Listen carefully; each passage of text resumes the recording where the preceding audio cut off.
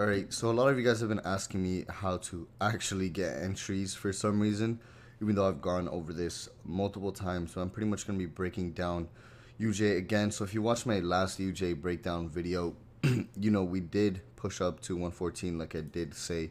I had an entry somewhere along this area, and I really simply just closed that trade once it did hit this orange zone.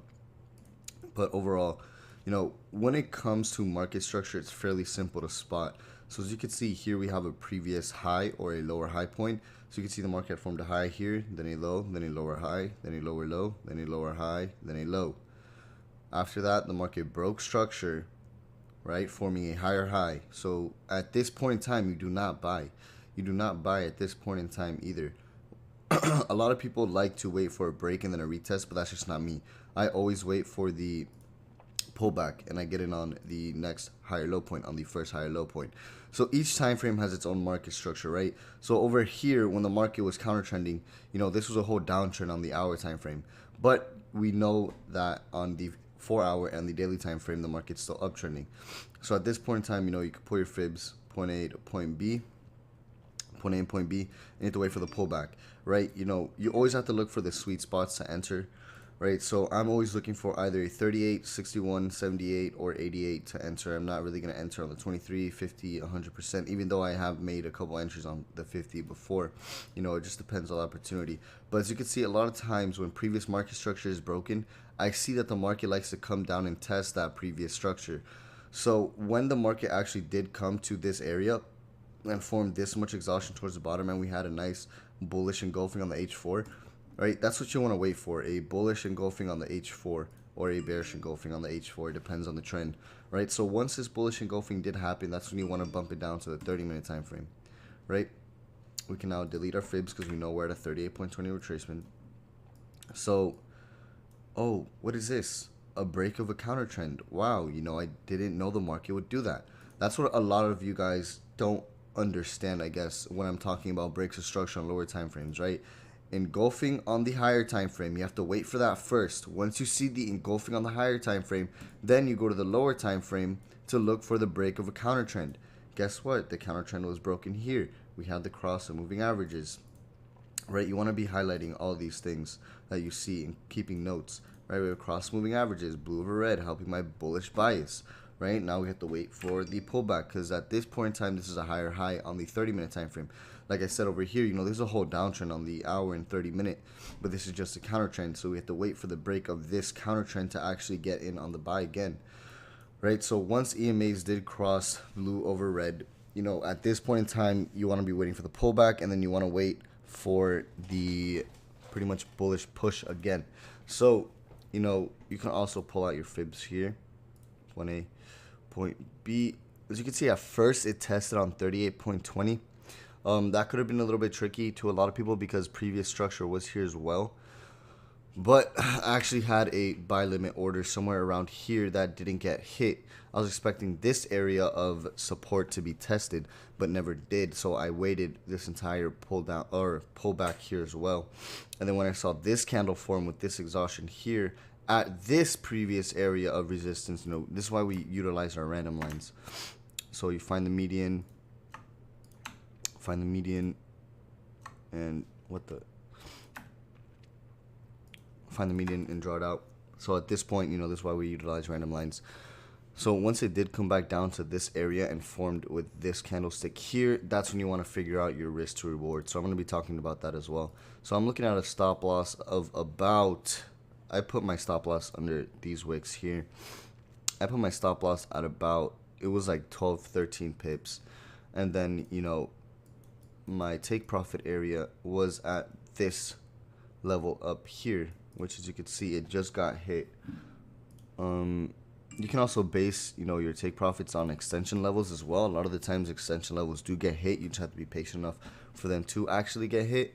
But it has to be, within confluence. So as you can see here at this negative 27 extension level, there is previous support here. So the market could definitely come up and test that area. As you can see, that's what it did, and rejected it, and it came right back down. Right? So then now when we're talking about risk management, you're not going to enter a trade unless you see a 1 to 3 opportunity or 1 to 3 risk reward ratio, meaning that you're risking 1% for a 3% gain, or you're risking 10 pips for a 30 pip gain, or you're risking $50 for a $150 gain. Now, I'm going to take a calculator out here, right? So let's say you have a $1,000 account, right? And you're going to risk 5%, which is the most I recommend you risk on your account, 5%.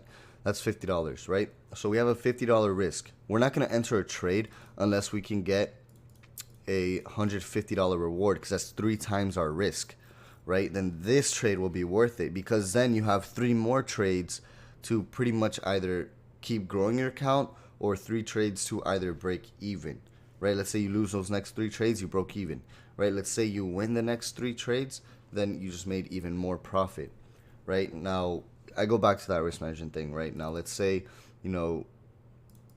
you win the next 5 trades, you just made $750, and then you lose the next 5 trades, now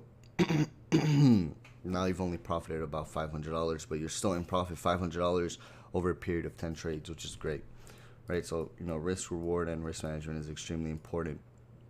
So that's when I had made my entry, pretty much at the closing of this candlestick here, because we were very close to support, right? You want to be buying at areas of support at higher low points when the market is uptrending. As you can see, the market did push up, then came back down. This is that patience thing. This is why you can't get scared, right? And you pretty much want to sit on your hands, because I was almost broken even here, right? And I was in a decent amount of profit, right? This is why you want to sit on your hands and let your trades run, let your winners run, right? Because if I would have closed here, right, let's say I'm risking about 10 pips, and this is a 30 pip reward. Yeah, that's a 1 to 3 trade so far, right?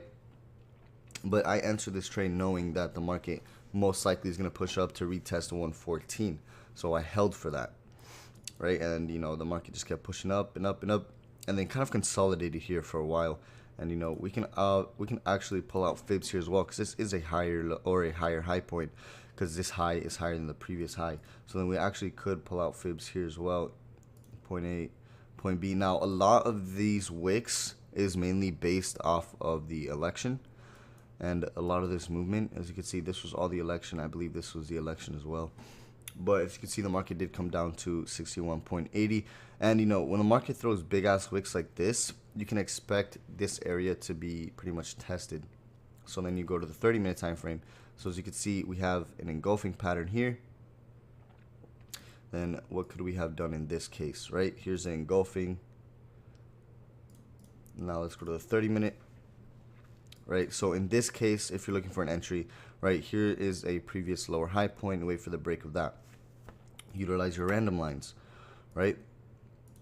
Okay, so once this area was broken, this much exhaustion, I probably would have gotten in somewhere along this bullish candle here.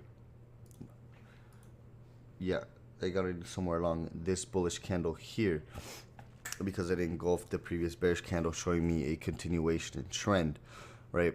Then you do your risk to reward ratio, and you could pretty much make your entry, determine your lot sizes and all that. So I feel like that's fairly simple.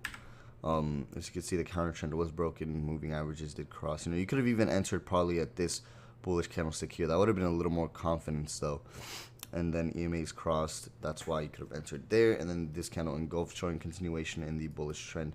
And overall, it's just really clean, steep uptrend right there. So hopefully this video did help some of you guys out with entries, market structure, everything else. I'm going to be editing some of the older videos, so pay attention to that, pay attention to your emails. And yeah, I'll be talking to you guys later.